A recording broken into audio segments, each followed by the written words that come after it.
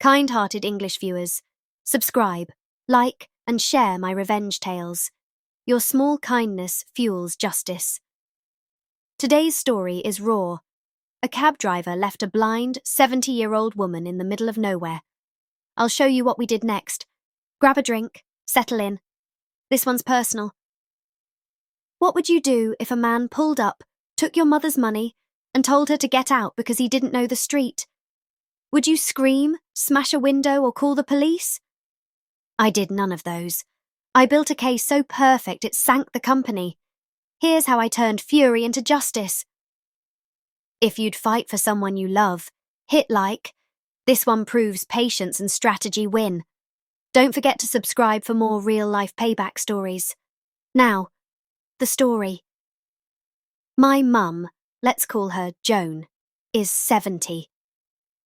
She walks slowly, uses a cane, and has been almost blind for a few years. She's the kind of person who remembers birthdays, bakes scones for the whole street, and can't stand rudeness. It was a cold, damp evening when she called me. Her voice broke something in my chest. They left me. They left me on a street I didn't know. She was sitting on a curb, the street lamp buzzing above her like a slow insect.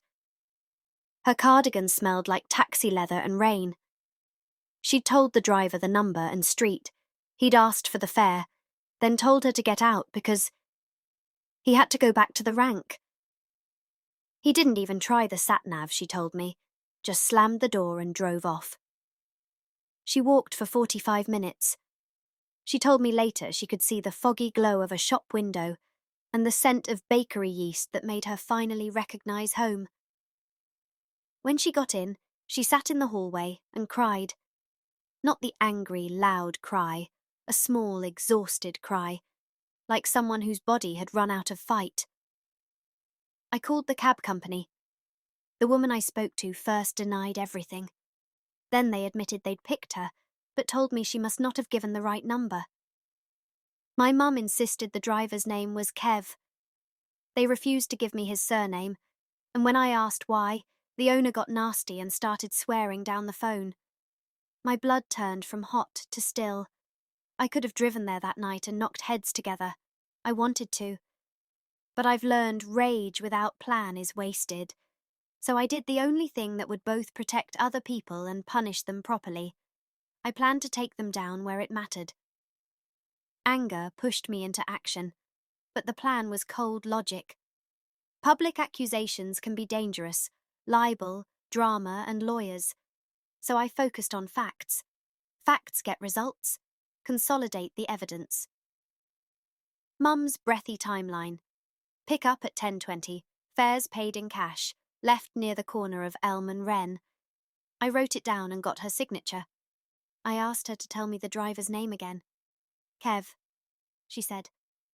Gather receipts of communication.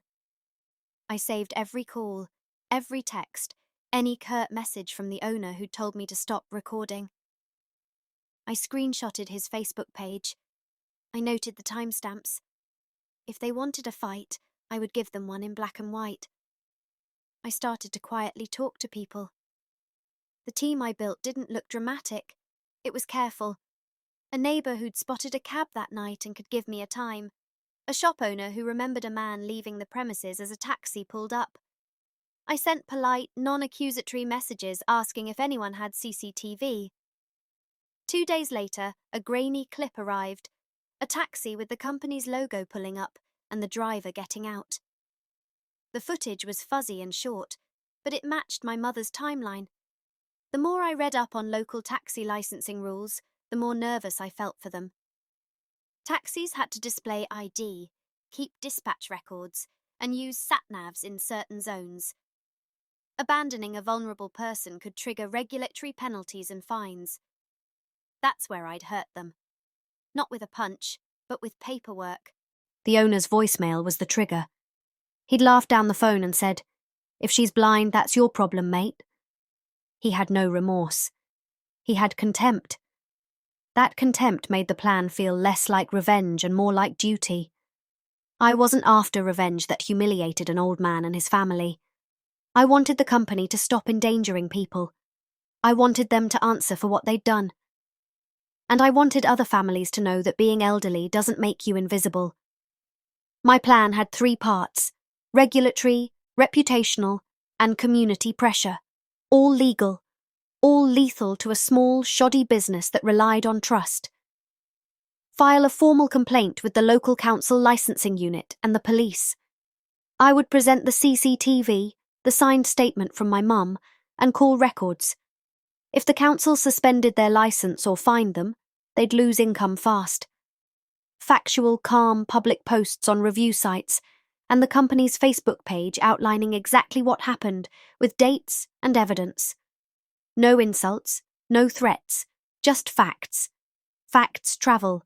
Mobilise neighbours, people who preferred reliable taxis and would not tolerate being lied to or put at risk.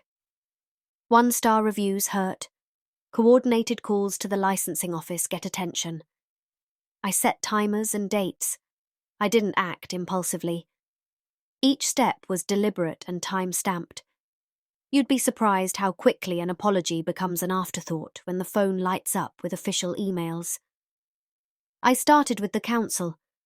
I wrote a concise complaint and attached everything: the CCTV stills, the signed statement, the recorded call with the owner — he'd sworn me and admitted they picked her up — and a list of safety concerns.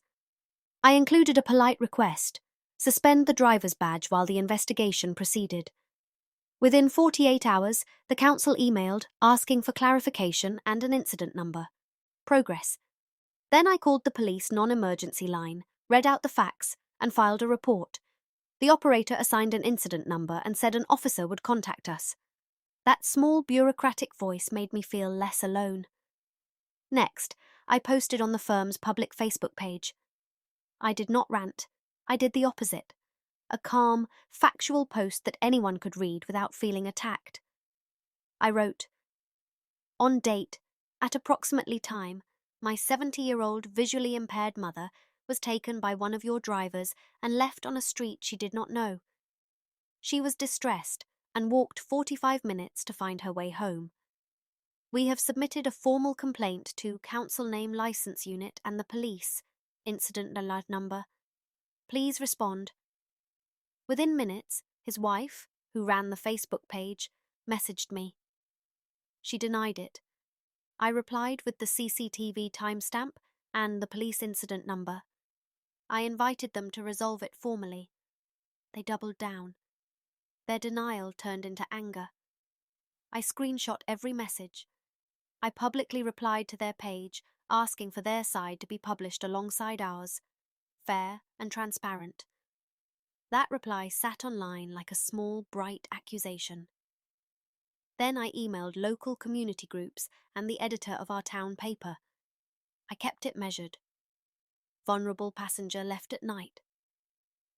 The headline practically wrote itself. The paper asked for copies of the evidence. I sent the packet. Within a week, a short story ran online about the council investigating a local taxi firm after an elderly woman claimed she'd been abandoned. The company didn't like the publicity.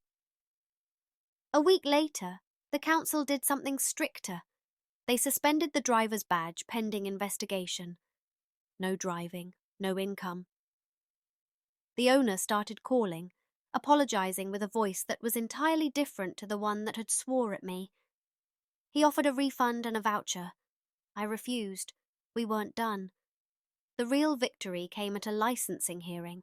On the day, the meeting room smelled of coffee and budget paper. The council officer read out the complaint, then our evidence, the CCTV, the signed statement, the recorded calls. The owner squirmed. He had no defence for a blind woman left at night. Neighbours, some I had quietly encouraged to show up, spoke about safety standards, about seeing taxis refusing seniors, about a pattern. A local journalist sat at the side and typed notes.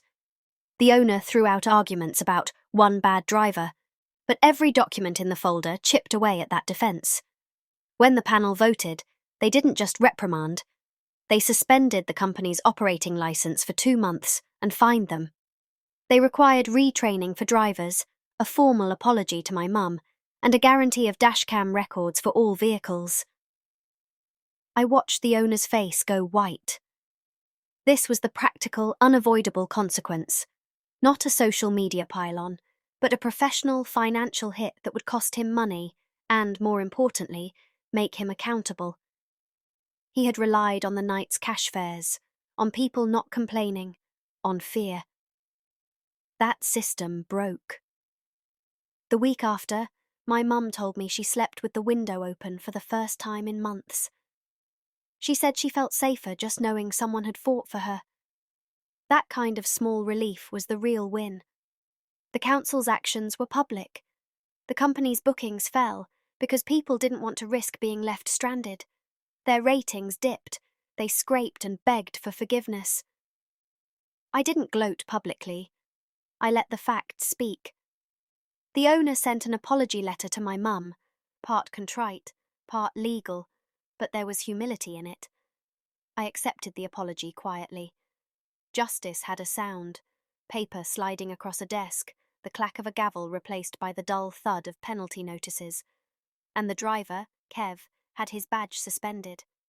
He had to reapply, take safety training, and explain to the licensing panel why he thought leaving a blind elderly woman at night was acceptable. He couldn't walk into his job the way he had before. Revenge doesn't always look like fireworks. Often it's a stack of emails, a single well-placed complaint, and a community saying no more. I'm not proud that I wanted them to feel pain. But I am proud I chose the hard route. Facts, patience, and doing it by the book. That's the kind of force that keeps people safe. If this moved you, hit like and subscribe. There are more stories like this coming. Tell me in the comments, what would you have done in my shoes? Have you ever fought for someone you love and won? Share your story. And remember, push, document, and never let a bully off the hook.